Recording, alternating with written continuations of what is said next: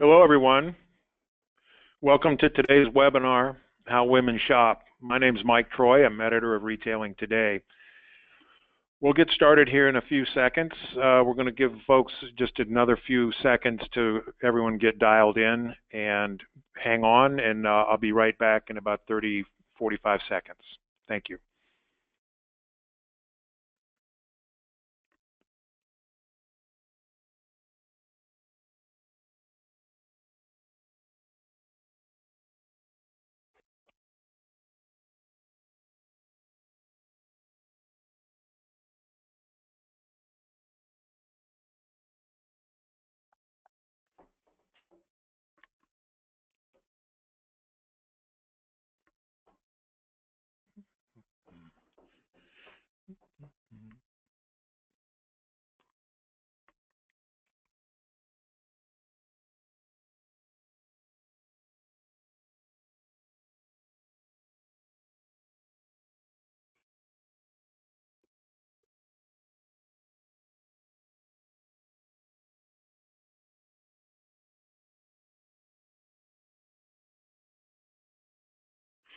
Okay, let's get started. This is Mike Troy, editor of Retailing Today.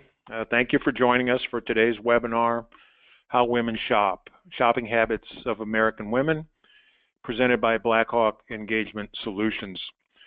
This is an awesome topic. We've got a lot of registrants eager to hear about the insights that Blackhawk has on the topic. And those insights are informed by some really solid data, that studies that the company did, looking at the path to purchase and how things have changed and the impact of mobile, and it's just very fertile. So lots going on, and we're fortunate today to have with us Rodney Mason. Rodney is Group Vice President, Strategy and Marketing at Blackhawk. And those should just mention real quick too that, for those of you who don't know, Blackhawk's an international provider of thought leadership and customized incentive solutions. And Rodney is regarded as an expert on digital shopping and emerging trends. He's a regular speaker at conferences, South by Southwest, and lots of other places you would have perhaps seen him in the past. And it's also interesting, he's one of the most followed marketers on Twitter. So I'm going to turn things over to Rodney, and he's going to dig in on the topic of how women shop, the shopping habits of American women. And with that, I'm going to let Rodney take it away. And we've got about 35 minutes, a wonderful presentation, and then we'll leave plenty of time at the end for questions. So go ahead and take it away, Rodney.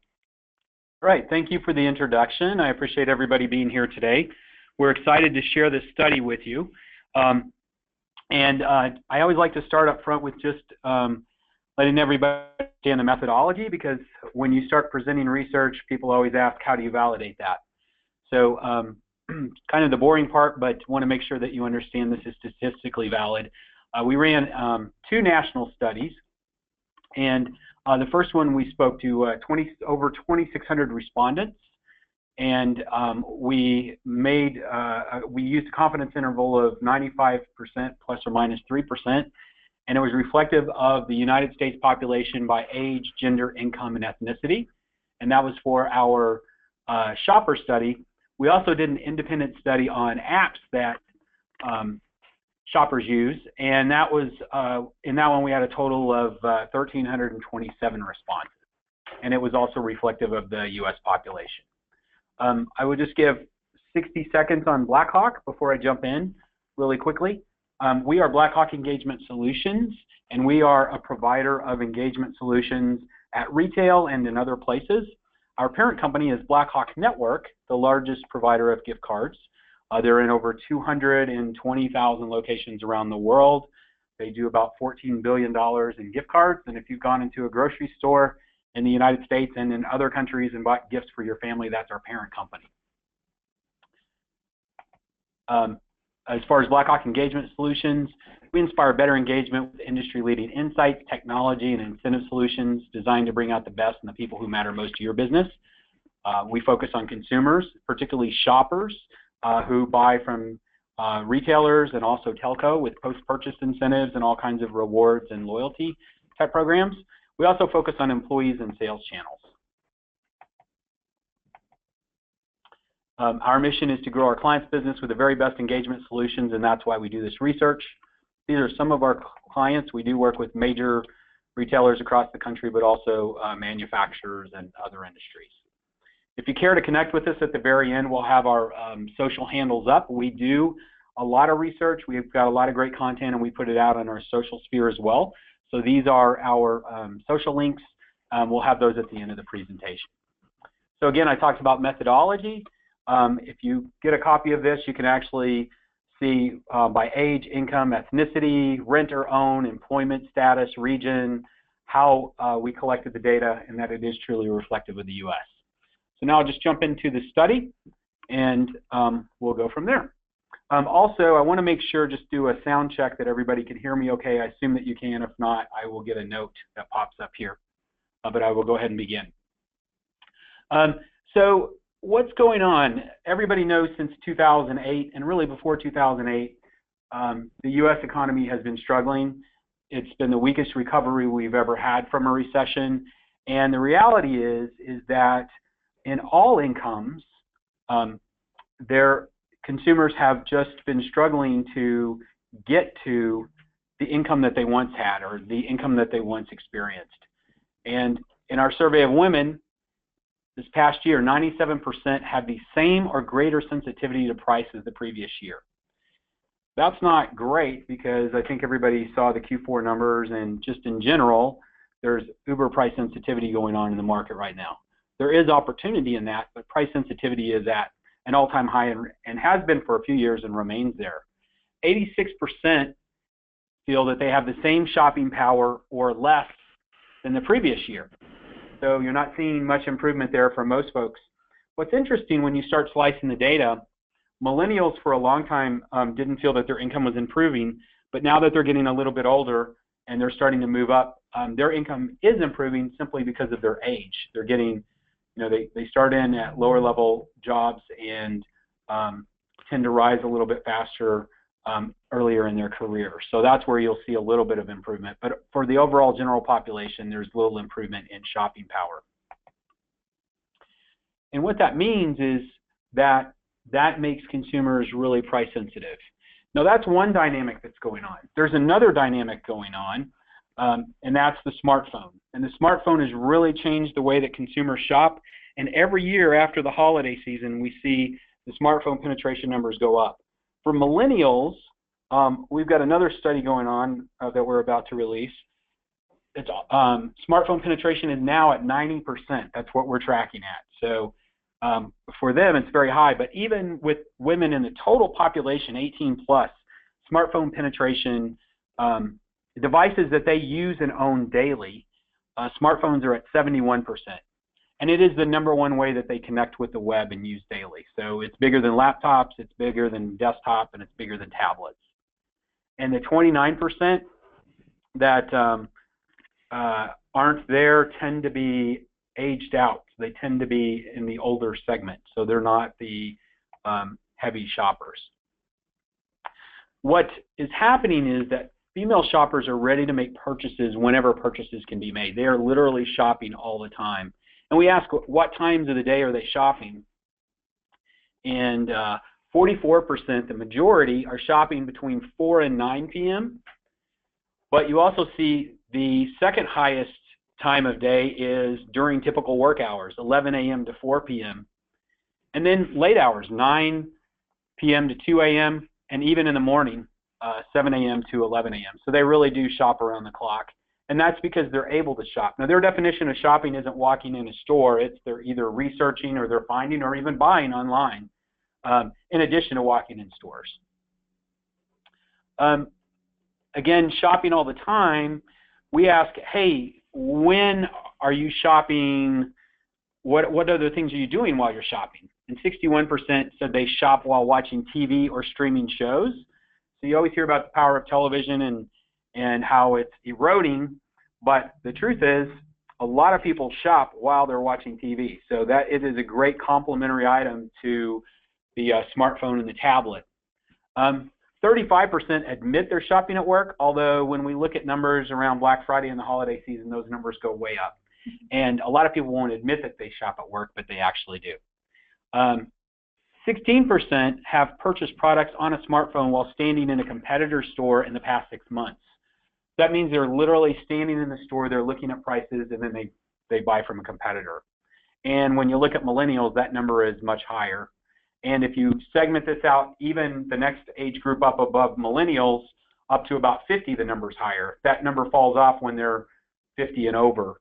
There's less showrooming in store. Really, price decides. Price is easily the most important factor in impacting shopping behavior. So my background, spent 25 years in advertising before I became a CMO of a company and kind of came over into this area.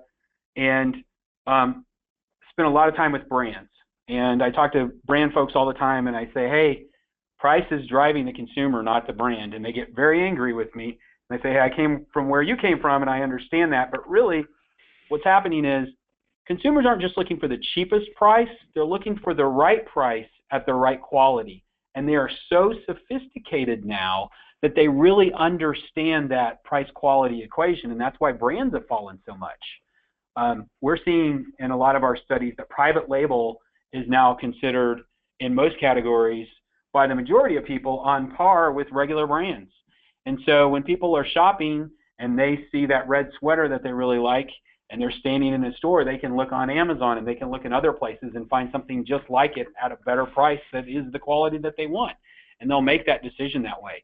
So price is way out at the forefront, like it never has been before, and that's across all income categories. Quality is definitely a close second, and there really is. Quality and price are closely meshed. We talked about brands, which are still important. Brands still attract. Brands are the beacons that people look for when they're comparison shopping. So brands do have an advantage. They're always looked at as one of their, they're always in the consideration set. Then you have stores, which are number 4, and then just availability. So you hear a lot of times people say, well, it's all about availability, either location being close by or can I get it now. Availability is important, but it's not one of the major driving factors. It's number 5. So we ask female shoppers about loyalty programs, and way above men, and also even above millennials, just women in general are the largest enrollees in loyalty programs, especially store loyalty programs. 64% are happy with store loyalty programs. 37% receive offers via apps for their loyalty programs, and 36% receive offers via text messaging. But that's a little bit deceiving because apps and text messaging are not where it's at with a loyalty program. The preference for loyalty notifications are to receive those by email, far and away. 82% still want to get them via email. And if you think about the mobile world, email is not just on your computer, it's on your phone, so it makes it pretty easy for people to work with. You'll see that apps are rated really low, and we're going to share some insights on apps. We get asked all the time, even on programs that we work, should we have an app for that? And typically our response is no, because it requires a consumer to download an app on their deck.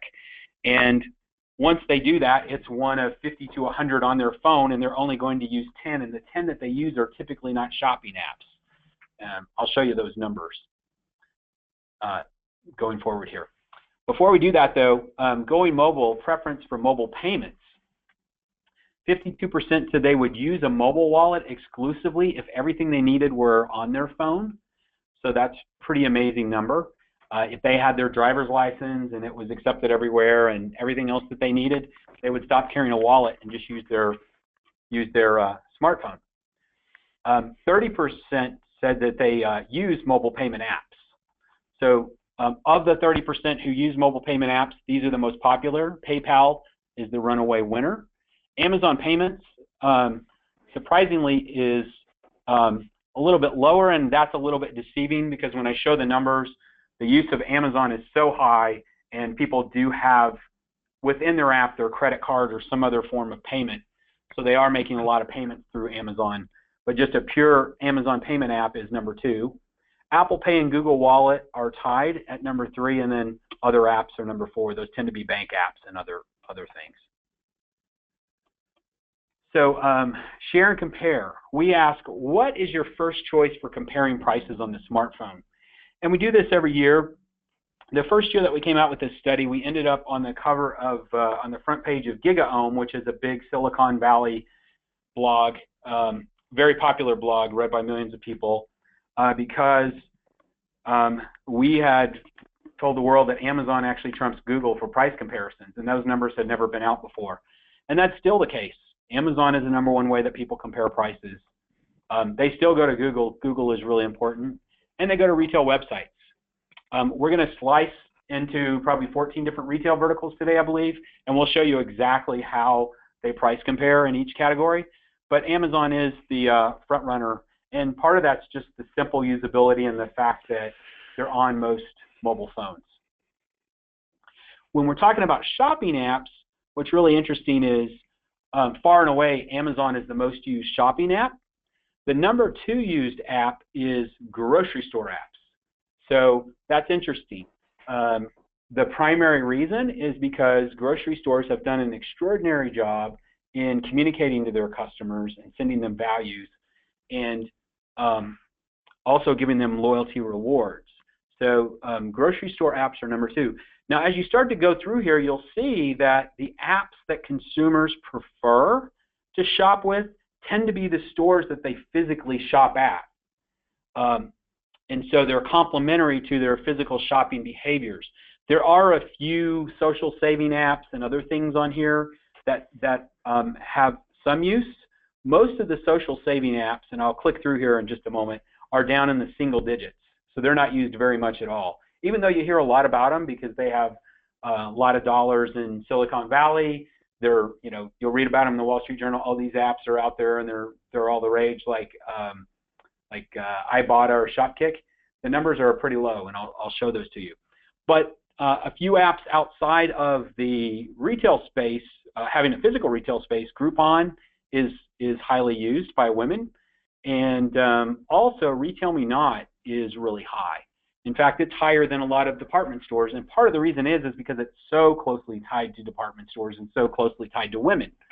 So those are a few of the saving apps. But if you start looking in here, Amazon's the top. We've got grocery store, Groupon, Walmart and Target, Etsy, which is an online portal that sells lots of products, Apple Store, Starbucks, Kohl's, Walgreens, Macy's, Costco, Best Buy, and you got the Home Depot, some others.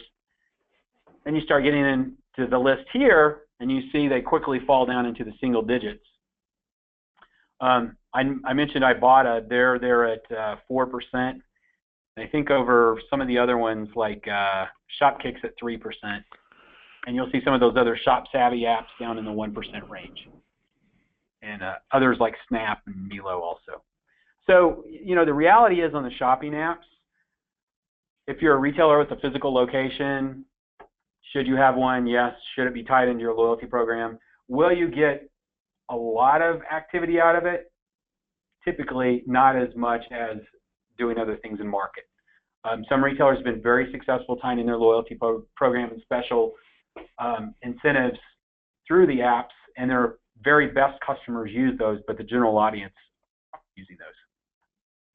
So we're going to talk a little bit about gift cards and prepaid cards very quickly. And the reason we put gift cards in here, we do a lot of different kinds of rewards, but gift cards tend to be the most popular kind of post-purchase rewards that we do. So we thought we would talk about those, prepaid cards. So just in general on gift cards, female shoppers find safety, flexibility, and value in gift cards. 75% have purchased gift cards in the last year, so that's the vast majority are buying gift cards. They're easy to give as gifts, and they're a solution-based tool. 71% buy gift cards as holiday gifts. 38% buy gift cards for themselves when bonus awards are offered with purchase. So if you are a retailer and you're out there thinking about ways to promote yourself, most retailers have their gift cards in the grocery store, but it's a great tool because people are not only buying them as gifts, they're using the grocery store loyalty programs to save a little extra money and buy gift cards for themselves. Okay, let's click here. The other thing about gift cards that are interesting for female shoppers is that they find safety, flexibility, and value in gift cards. 70% would use exclusive values and discounts, even rebates, requiring the use of a gift card. So if you're offering any kind of gift card, you're putting it out there, it's easy to tie in a incentive with it, and the consumer will use that gift card and that incentive together. And that's both with a post-purchase reward, where you might be rewarding a gift card or a Visa open loop or MasterCard open loop type product, but it's also just with gift cards off the shelf. 67% would consider exchanging gift cards they receive for other available brands. So if they receive gift cards that they don't like, they're comfortable going online and exchanging them for other gift cards, sometimes even at a discount. 65% think using gift cards for transaction helps them identify fraud, and 58% feel gift cards are safer for online transactions than other digital payments. And 54% would buy gift cards that can be converted to electronic cards. When you talk about post-purchase rewards, the majority of consumers, we have retailers ask us, let's say we're running a rebate during Black Friday or during back to school, or just a post-purchase incentive. They'll say to us, should we offer our gift card as the reward? We show them the numbers, and the reality of that is that with that gift card, when you're offering your own gift card, it doesn't have as much appeal as an open loop card.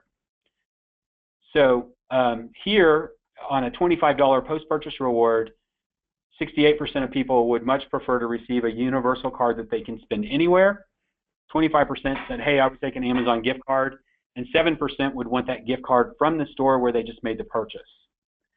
One of the ways to solve for that is when that open loop card is issued as a post-purchase reward is to brand it as your store. So if someone went into Macy's or Kohl's or JCPenney's or Home Depot or any other store, Staples, and they made a purchase, and the reward is a open loop card, it can actually be branded like the store, and it can have communication attached to it that incents them to use those dollars on that prepaid card in store, and they can expect excellent spin back on those reward dollars. Typically 30 to 60% of the reward dollars just paid out will come right back in store. Prepaid cards work too. There is a preference for post-purchase rewards, and typically one of the things that we can do on there is we have a patented product called Click Choice, and so a retailer might say, we really want to offer our gift card versus an open loop card. We'll say, well, let's give the customer a choice, and let's put a few extra dollars on your gift card, and we know that 30 to 40% will take that. In our national study, it says that 63% would take an open loop card for that post-purchase reward, like the Visa MasterCard that can be spent anywhere. But if you put an extra $5 on that reward, about 37% will end up taking your gift card. So that also helps with spin back on reward dollars. When you look at plastic versus electronic rewards, digital is really growing, and it's doing some amazing things, in part because of the growth of mobile, and people are getting more comfortable with the mobile wallet and mobile payments. We asked very specifically for preferences on different reward amounts that the consumer might receive, and if they would like to receive a plastic physical reward or a digital reward. On a $25 offer, about 67% of people want the plastic reward, the plastic physical card that they put in their wallet. 33% are comfortable and would prefer to have the digital reward. So we see those numbers continuing to grow. As the dollar amount increases, say you're getting a $300 post-purchase reward because you might have bought a washer and dryer or a set of tires or something like that, 78% still prefer plastic with 22% on digital. So the higher the amount, the more people want to have that physical card in their hand. But what's interesting, we said, hey, what if plastic's not available and there are different reward amounts? You might get a $25 reward for a $100 purchase you just made. Would you be okay just getting an E-code? And 80% of people said absolutely. So the comfort level is growing with digital, and we do see a lot of growth in the digital space. Over on the other side, when you get up to a $300 E-code reward, about 60% of people would be comfortable with not having the choice and accepting a E-code. So again, we're seeing those numbers climb and preference for E-rewards growing. So we talk about wheeling and dealing. Same-day delivery is attractive to many females. 71% would consider using Amazon Dash. When I speak live and I'm in front of an audience, I always ask how many people here have heard of Amazon Dash, and about 40% of people raise their hand, and I'll say how many people have used it, much smaller number. Amazon Dash is running in a few cities. It's in Dallas and Austin and Washington, D.C., and San Francisco and a couple of other markets. And it literally provides the opportunity for you to push a button or use an app and have things delivered to you in a couple of hours. There's even renewal services where they will just show up, and they'll even show up on Sunday, sometimes within an hour. So we describe that product to consumers, and the majority are very interested in it. Most of the products in Amazon Dash are more grocery related. They tend to be soap, detergent, diapers, things like that. But there are a lot of things in Amazon Dash that you can order. And that always on, always available, stressed for time, stressed for dollars, looking for savings is finding its way into Amazon, and Amazon is out in market now with this product. So I think a message for retailers, I think retailers are watching Amazon closely, but being able to service the customer in that way is going to be more important. Consumers are already saying they want it, and in the markets where it exists, it's growing exponentially. Also, 30% of the women that we spoke to said they would pay an extra $8 for same-day delivery. So a lot of times they'll try to order things on their phone, and it might be a day or two, and they're willing to pay extra to get those things. So that same-day delivery is really important for women shoppers. So BOPUS, buy online, pick up in store. It's a big emerging trend. 45% of women have bought online and picked up in store in the last 6 months, which is almost half the population. And part of that is out of convenience. They want the product when they want it. Sometimes there's savings tied to it. But we said, hey, what if you were making a $50 purchase and you could get a $10 rebate on it if you picked up in store? 88% said they would do that. So if you think about it, typically there's shipping costs. Even if it says free shipping, it costs the retailer shipping, even if it's same-day delivery or two-day delivery. And shipping cost is usually $8 to $10. So by offering your customer a rebate to come in your store to pick up their item, you're actually saving money, and you're physically putting them in the store. And if you have a way to instantly redeem that, which we have tools that can do that, then you're putting dollars in their hand that they can spend in your store on other products while they're in store. So we think this is a huge opportunity. We're already doing it with some of our partners, and we're seeing big growth in it. Regardless, whether you put an incentive on it or not, BOPUS is growing, but tying an incentive to get people in store can actually save you money and also drive more foot traffic and more in-store spend. Rebates are always in play. Female shoppers find rebates appealing in the store, at home, and via smartphone. 69% find rebates attractive in store. And again, that's because they're savvy. They understand that rebates tend to offer the best price in market. Now, the way a rebate typically works, you'll see an ad and it'll say $49.99 after rebate. In the old days, that meant that you had to fill out a form and mail it in, and you may or may not see a check in 6 to 8 weeks. But today, the way most rebates work, they're mobile, they're on the phone. At least the rebates that we work with, they're mobile and on the phone, tied into loyalty programs. Redemption is really easy. Rewards can be almost instant, or they can be mailed pretty quickly. And so consumers have experienced that, especially since 2008. We talked about the price being a big factor, and so rebates have really grown in popularity. And that's not just me saying it. The Wall Street Journal and other folks are saying that as well. 65% look for rebates when shopping online. 59% redeem rebates via their smartphone. Social media. Social media has become a viable avenue for delivering promotional offers and savings to female shoppers. 90% of the entire female population in the United States wants to receive special offers from brands followed on social media. 48% of used promotional offers received via social media, 44% follow brands on social media. There is a huge under-delivery to the American female shopper on social media. They are not getting what they want. The number one thing, the number one reason that they follow brands is for values and savings. They don't do it for your news and trends and promotions. They're doing it for values and savings, and they're not getting them. And they're telling us that. They're frustrated by it. They like news and trends. They're okay. Promotions and sweeps are okay. But the primary reason that they're following brands and following retailers is for values and savings.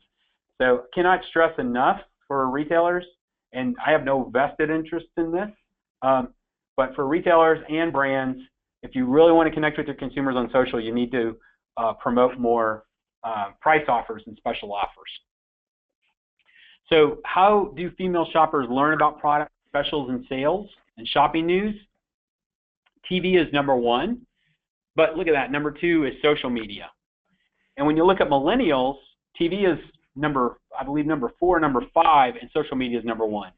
So social media is about to overtake TV as the primary media for shopping. It's almost there anyway with television.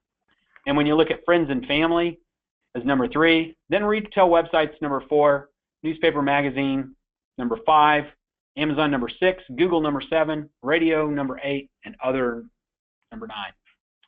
80% use special promotions via email, and 69% actively seek out and sign up for special promotions. So again, as you're thinking about your go-to-market strategy, if social media is kind of a thing that you do, or you've invested money, or you're investing a little bit more money in it, it should be one of your top priorities. And you should be looking at promoting price in there. And when you're promoting price, you want to have the best price. Getting and sending the message. So female shoppers are comfortable using electronics to save. The computer is the primary way that they receive. That's because of printing, particularly for coupons and things like that. We ask a lot of specific questions about redemption in store, and there's still a lot of trouble in store redeeming off the phone. Some retailers are very sophisticated and they can scan a coupon on a phone very easily, or they can enter a code, but there's still a group that are not. And so for women, they feel like they can print it out from their computer and take it into a store, and then they know that it's going to work, where sometimes on phone it can be hit or miss. 64% would consider allowing retailers to send special offers based on where they are in store. So think about that. 64%, more than two-thirds, right at two-thirds, are ready, willing, and able for the retailer to send them messages on their phone. And is that happening today? It's being tested, but it's not really there, and they're looking for that. So that's another thing that they want.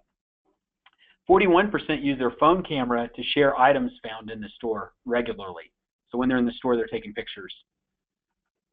All right, so we looked at a lot of verticals, some people, across categories, and how women shop. So we're going to go through these pretty quickly, and then we'll open it up to Q&A. I'll spend about 5 minutes on these categories. There's 14 of them, so I will go fast.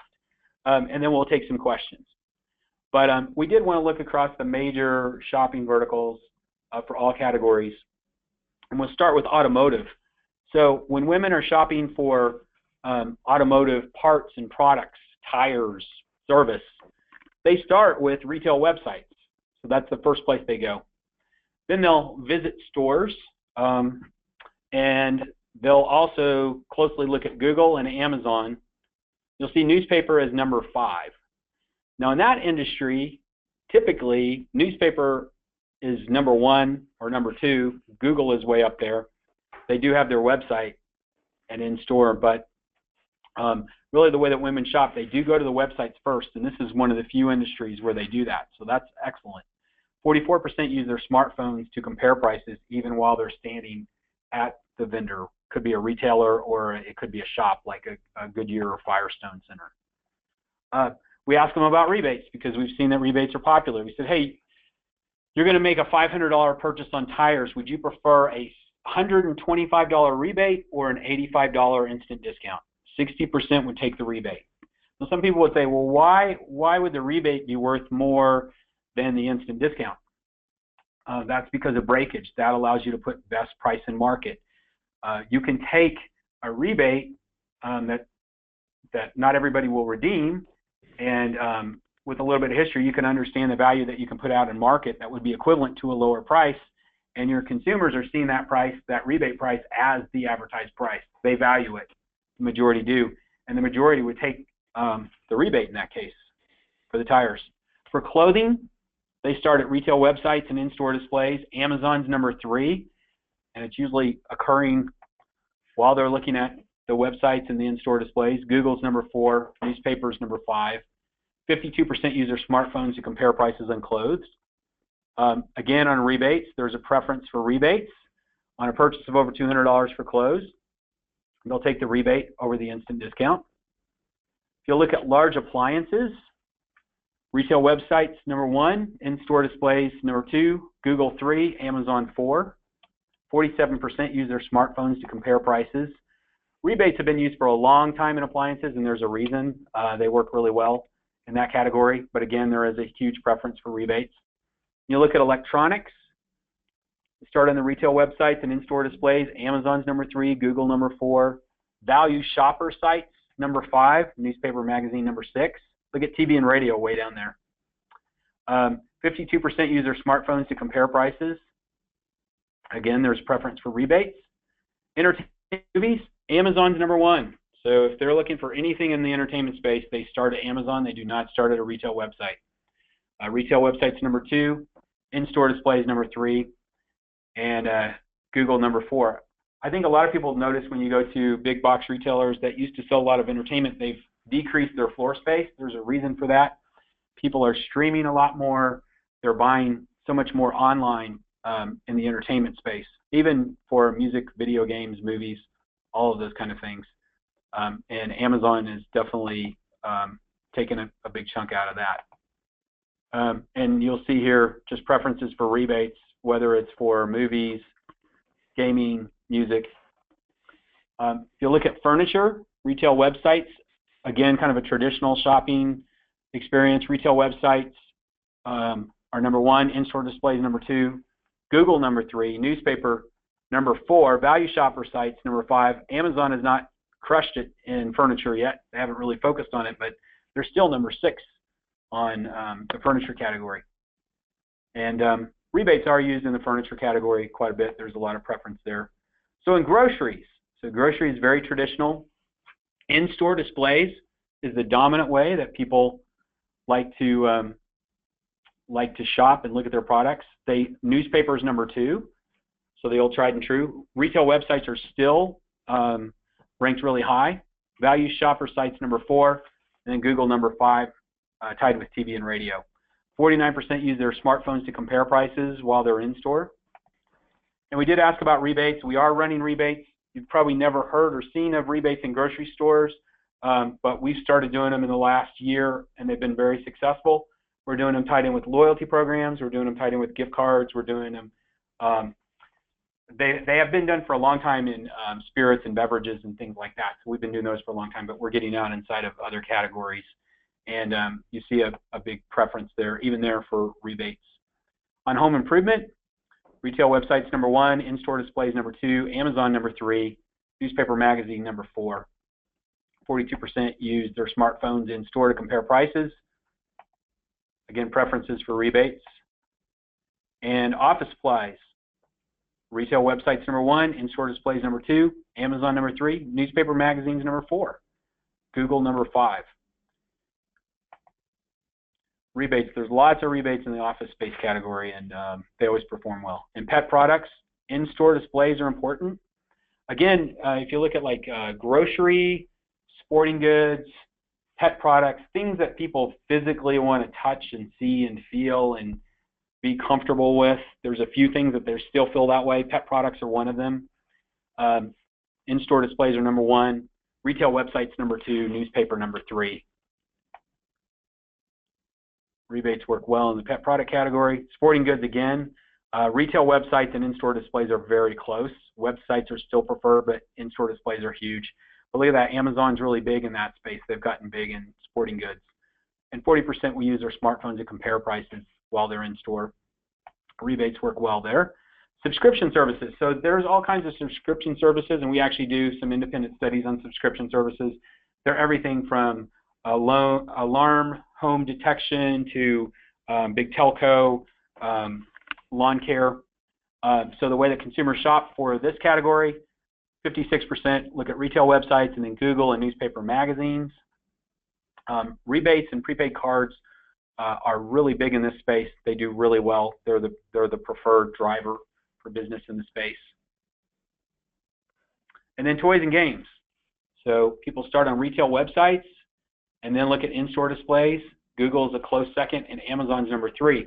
A lot of people would believe, and this is for women shoppers, a lot of people believe that Amazon just dominates in that space, but the reality is that from a shopping perspective, the consumer is starting on the retail websites, and they do like to still go in the store and see those displays.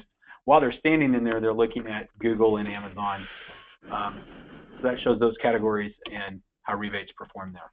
So anyway, that's a very high-level overview of the study. We'd be happy to share it with anybody interested, and we do have some questions, so we'll save time for the questions, and we'll go from there. All right. Thank you, Rodney. That was great. I especially appreciated the kickoff with the details on the methodology. I'm a stickler for methodology, so I always like to know how the research was arrived at before the findings are shared. I got a couple of questions just to kind of get us started while the queue populates with other questions. But you started off talking about sensitivity to price, and that's helping drive smartphone use for comparing prices. So just wondering, once shoppers aren't so price sensitive, I mean, I guess first of all, these happening, and would you expect then the smartphone to continue to be used for comparing prices if people become less price sensitive? Yeah, no, that's a great question. So smartphone penetration continues to grow, and what has happened is that people are using their smartphones so much for price comparison that it's second nature. Like it's not going to go away. It's not going to dwindle. It's actually just going to continue. The other thing is the reason that we called out social media so much and that price should be in social media, when people are on their phone or have their phone with them, I say they're on their phone, they're always on their phone, they click on their social media all the time. And if you can be in that deck, in that space, it's another competitive way for you to have the price out there and to help them price compare. And that's one of the reasons they're frustrated in the social media sphere, because there's not enough price comparison going on there. Okay. And then why, I mean, everybody loves Amazon, but can you elaborate a little bit on why Amazon is so much more popular than all the other shopping apps? Yeah, so they have a great price comparison tool built into their app. They're quick and efficient. They're proven. They've got the best customer service and delivery, and pretty much anything you search, they're able to pull it up. And if they don't have it, they have a close comparison, which goes to that price, quality, brand. They may not always pull up the brand for you or the exact match, but they will show you something very similar. And most other places aren't built to do that. They just don't do a good job with that. So Amazon just, saw where the market was going and they built to it, and they are on the majority of all phones now. So the usability has just made them dominant. Okay. And then on the rebate issue, are shoppers using their smartphones to redeem rebates currently in store? What are you seeing there? Yeah, so they use their smartphones to redeem. They're typically not doing it in store. Usually they'll redeem a day or two later. There are some programs that we've run with instant validation. For instance, if you bought a gift card, $100 worth, and if you just go in and enter your code on your smartphone, then an extra value is emailed to you to put into your account. We're seeing them do that more quickly, but the instant validation really doesn't happen in store. It's usually, within the day or two of the purchase still where the consumer is on the rebates. Okay. And just kind of one big blue sky open-ended sort of question, and then I've got some here to get to in the queue, but the how do things look 5 years from now question, where is all this going, I guess? Yeah. So I have some thoughts on that. So I'll try to be politically correct, but I believe that you will see more selection, faster personalization in store. I think you'll also have fewer footprints, fewer physical footprint, and you'll see retailers being much more savvy, and they will have to move to be more like Amazon. So you're going to see all kinds of new delivery methods and better experiences for the customer in store. I'll give you an example. So we do a lot of studies with millennials. We heard this also in the women's study. The way that retail has been set up forever is the customer will walk in a store and they walk through a myriad of things before they get to the things that they want. A millennial shopper does not want that to happen. They want to walk in the store and be able to access whatever they're looking for immediately. They don't want to get lost. They don't want to walk around the other stuff. They want to have that experience now. And women are starting to get that way too because they're rushed for time. So you're starting to see some store resets right now, but you're going to see a lot more happen in store where the shopping experience is going to be more convenient for everybody and less about overselling all the stuff you have and more about partnering all the things that go together that make sense to make it an easier shopper experience. Greater integration between online and in-store to the point, you do go in some stores now where your checkout, you can check out by phone, and greater integration into loyalty programs that will tell you all the offers that you missed. If you want to bundle those, you can do those. So there's going to be a lot of those things that come out, and they are going to be there because they have to be there to be competitive with Amazon. Okay. This question's come up a lot, so I just want to make sure that people know they can download the full report at, and you tell me if this is correct, Rodney, but www.bh, short for Blackhawk, bhengagement.com. Is that right? That is correct, yes. Okay. All right. So here's a good one. Rodney, once a woman feels connected to a brand, does that make her less price sensitive? As long as that brand is delivering for them, it really depends on the category. Fashion tends to be one where it was a mainstay and you're starting to see that flip. So it's always in their consideration set, but it really has to deliver for them. And they're still going to comparison shop even on those brands. If you look in CPG in the grocery store, Ad Age published a report, and I'm going to just ballpark it, but I think it was 88%. It might have been, it was over 80% of the top 100 brands lost share last year. So wow. That's, yeah, and that's not a made up number. You guys can Google that. And that was with IRI. They worked together on that report. But that's proof there, and that's in the grocery store. Then you start talking about clothing and you start talking about other things, and the things that women trust most would be more health things like baby products and things like that, where they've got a really vested interest, but it's more of a quality price equation than it is the loyalty to the brand. Okay. So on the loyalty point, so is there a difference, or is there a preference of notification type in different categories of retailers? Yeah, for the most part. So most retailers provide the option of email. A lot of them will offer text, and most of them have apps. So those are the three primary ways. They've got other forms of communication, but those are the three big ones. And email just dominates. It's just convenient. It's easy to sort. It's something you can access later.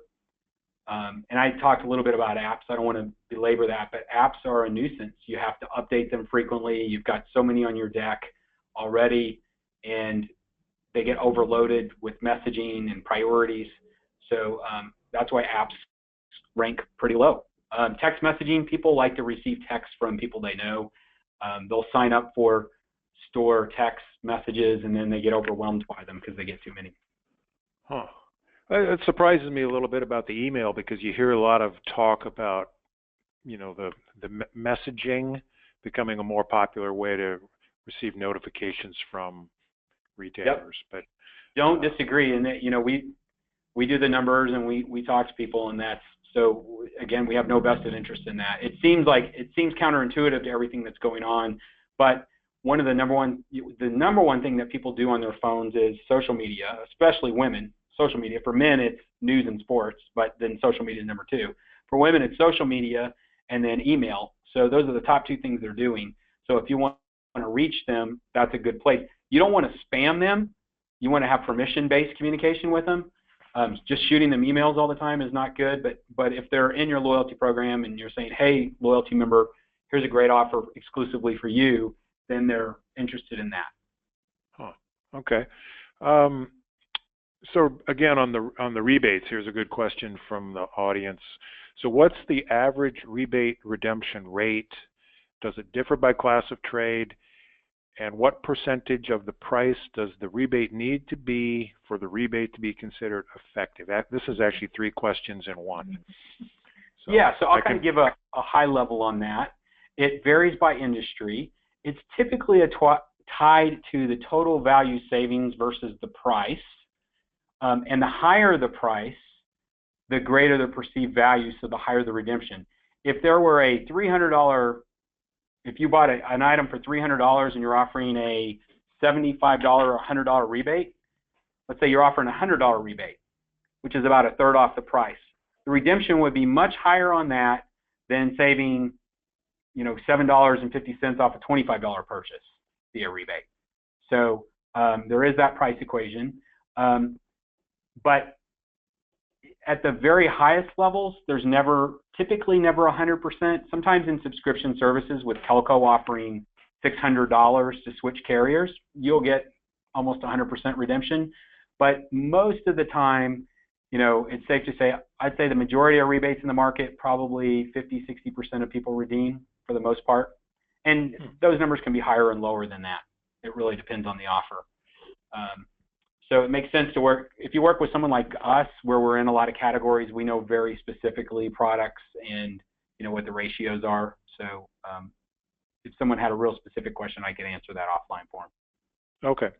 Yeah, and we are going to actually wrap up now. There are a fair number of questions that we didn't get to. So, Rodney, if you want to give folks your details on how to connect with you again, we can kind of wind it down. And thank you all for joining us today. And we'll leave it at that. Rodney, go ahead and give your details. Okay. We do have our social handles up here. I am Rodmoose on Twitter. And we also have BH Engagement on Twitter. If you want to reach me by email, my email address is Rodney, RODNEY, .Mason, MASON, @bhengagement.com. And I'd be happy to answer your questions. All right. So, wonderful. Yep. Really appreciate your time today. Thank you so much. Yeah. Thank you, Rodney. Thank you all for joining us, and we'll sign off. Thanks.